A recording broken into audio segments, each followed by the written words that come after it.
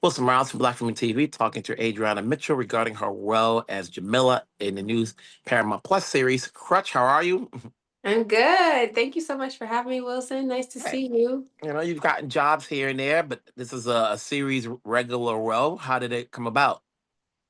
Well, it came about because I met with Capital Entertainment out in LA. They came to see me in Fat Ham when we did it at the Geffen Theater. So it was kind of amazing because that was our third time doing Fat Ham, Broadway, off Broadway, and then we did it out in LA. And they came out, I think a lot of the neighborhood producers, Capital Entertainment and others, Cedric came out to see Marcel in Fat Ham, and he's on the neighborhood. And they saw me because I was there by proxy. Um, so I had a meeting with them, and they were like, "Yeah, well, we're thinking about doing this spinoff with Tracy Morgan, and it's going to be in New York, and you live in New York." And I was like, "I do.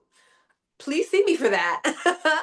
And so that led to a tape, which led to a Zoom session, which led to an offer, which was mind blowing. So Hey, at least you're not, auditioning with 40 other people, you know. exactly, But then you yeah, never know. As long as you got the job at the end of the day, we don't matter. It exactly. It's so doesn't true, matter. so true. So you play this character, obviously a mom of two who's going through some drama back home personally, so she has to live with her dad. How much more can you say about your character? I mean, I think the great thing about playing Jamila is that she is at such an interesting, sticky part of her life. You know, she's been autonomous, she's been married, she had a house with her husband out in Minnesota where she lived. Her two kids are not 3 and 4, they're 9 and 12. Like, she has almost preteens. And so I think having this moment where she has to kind of swallow her pride and say, I need help, and things have not turned out the way I thought, and I need to come home and kind of rely on my family, I think is very humbling. And so that was kind of really exciting to play, because Black women are so self sufficient, but sometimes you need help. And so I think she has to kind of put her foot down and ask for help, but also put her foot down and remind everybody that she is still grown, even though she's back at her dad's house. So I think it's an interesting conflict that she's kind of dealing with over the course of the series.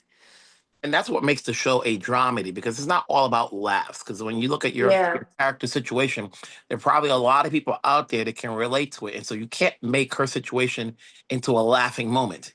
You can Yeah. work around it, but you can't make it because I'm sure there's a lot of people that are watching this and they're like, okay, I've been through this.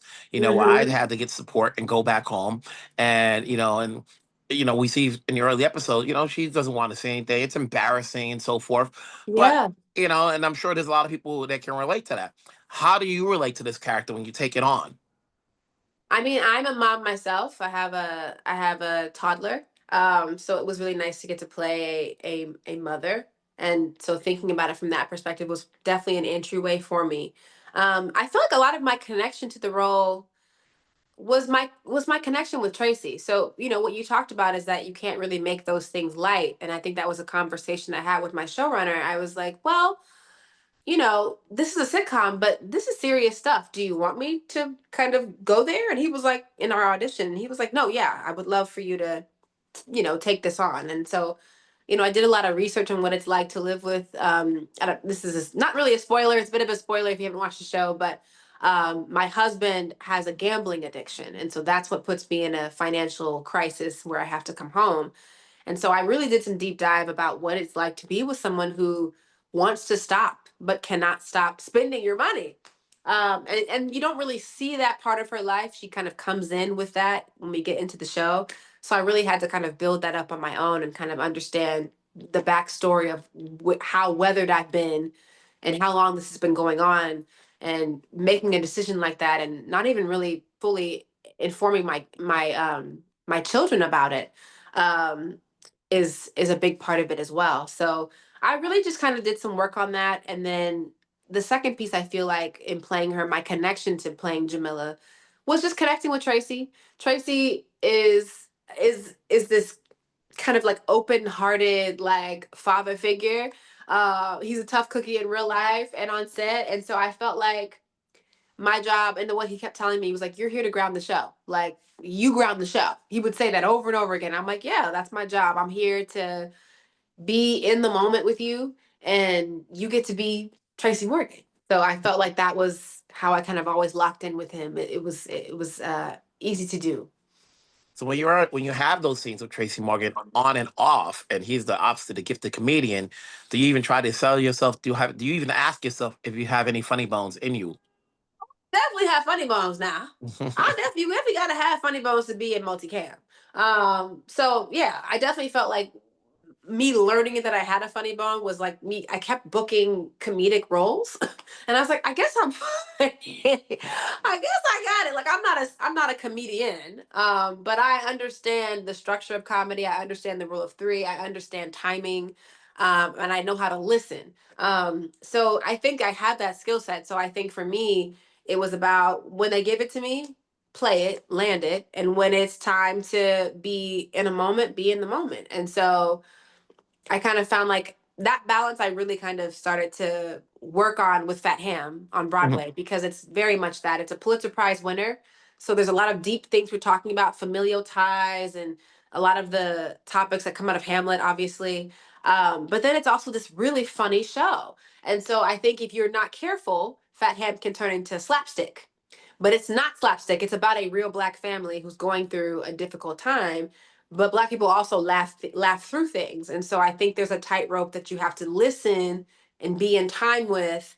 And I think I really kind of sharpened my sense of knowing it, so that I was funny when I needed to be funny, but I just let him be a comedian because he's Tracy Morgan, you know.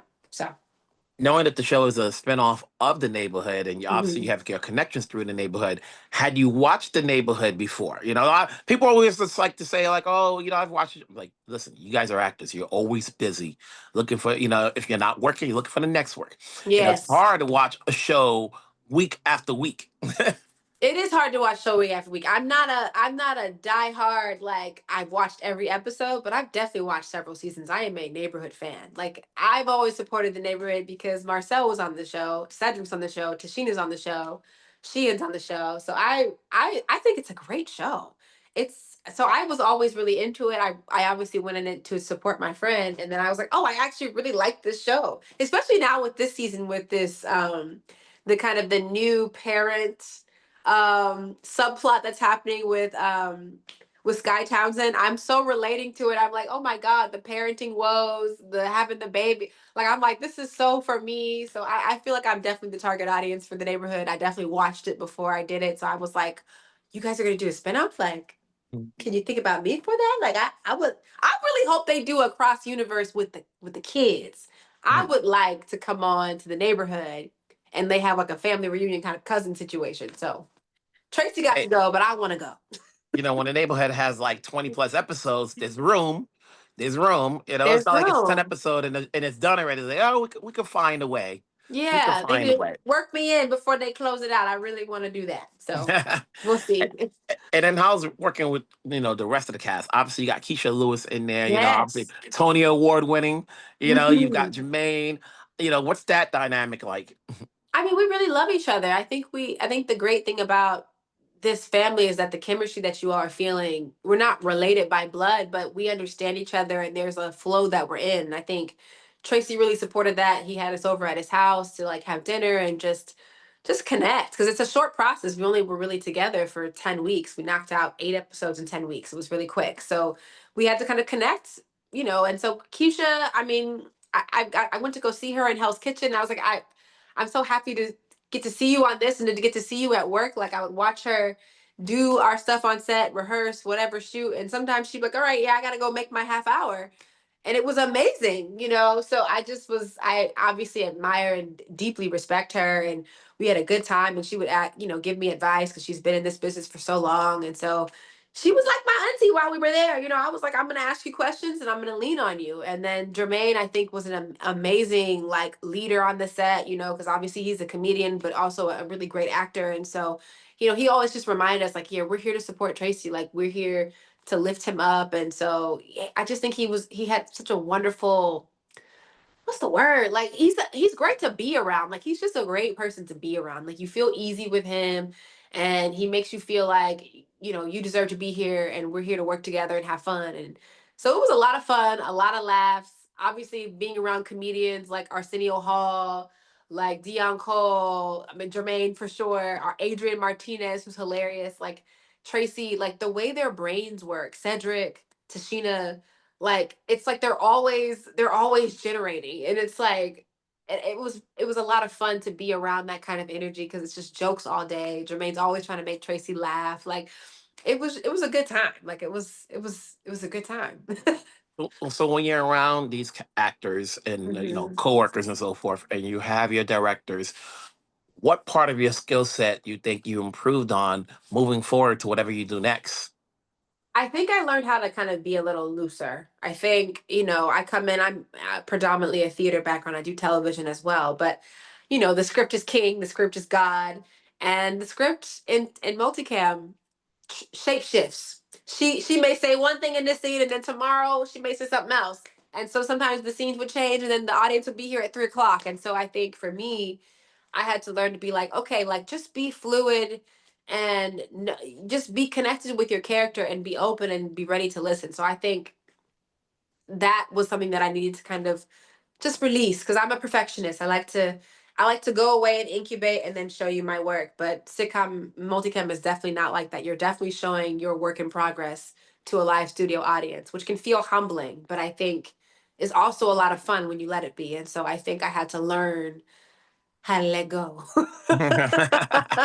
So for those out there, obviously, there's always a battle for attention. There's a lot of, we're hitting the holidays, so you've got holiday time with families, you've got Yes. movies in theaters, you got new shows coming up week after week on streamers and so forth.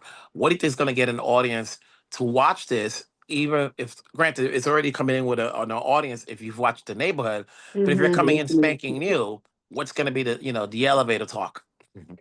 Oh, I just think it's a family show. I feel like our generation is people at this time are very nostalgic. We're nostalgic for an old time. We're nostalgic for what used to feel like home. And I feel like we love those old sitcoms. Like we shot on the set that Cosby show was shot on. So there's like a good omen about the show that it's like we're reminding you of when you could turn on Fresh Prince, the Cosby show, when you could turn on Living Single. Like it's giving that kind of vibe. It's not gonna be too heavy on you. It's easy going. It's something that you can gather your friends together and like talk and giggle and make dinner, and it can be that kind of show. And I think especially right now, like something just to make you laugh and make you feel good. There's just so much that's not making me feel good in the world. Um, and so that can be heavy on you. And I feel like having something like Crutch, where you're with a real family in Harlem, it's a love letter to Harlem. There's a lot of specific nuggets about Harlem in there. I just think it's a good show to just kind of chill and kick back to. Hey, congrats on the road. Congrats on the show. Let's get a season 2 going. Yes. Keep that job security handy. and Yes. Amen. We love them we'll security. we'll talk down the road. Have yourself a great day. Thank you so much. Bye. Bye.